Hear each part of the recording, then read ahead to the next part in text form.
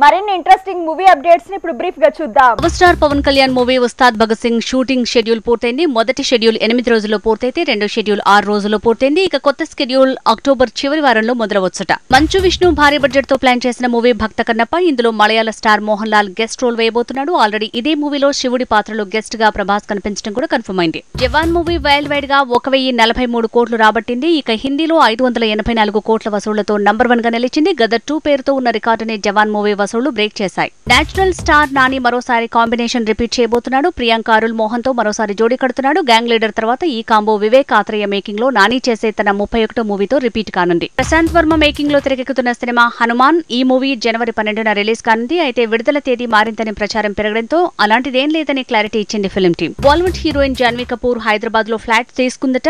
3 కోట్ల విలువ చేసే ఫ్లాట్ ని కొనేసింది జాన్వీ కపూర్ అంటూ ప్రచారం జరుగుతోంది. దేవరా అడ్వాన్స్ నే ఫ్లాట్ రూపంలో తీసుకుందని కూడా ప్రచారం జరుగుతోంది. గతంలోనే 39 కోట్లు పెట్టి ట్రిప్లెక్స్ ఫ్లాట్ తీసుకుంది జాన్వీ కపూర్. అలా జూహూలో సొంత ఫ్లాట్ ఉన్న తనకి ఇప్పుడు హైదరాబాద్ లో కూడా సొంత ఇల్లు రెడీ అవుతోంది. హైదరాబాద్ నే సెకండ్ హోమ్ అన్న మాటనే నిజం చేస్తోంది. ఇవి వాటి మూవీ అప్డేట్స్ అండ్ స్టోరీస్. మరిన్ని స్టోరీస్ తో మళ్ళీ కలుద్దాం.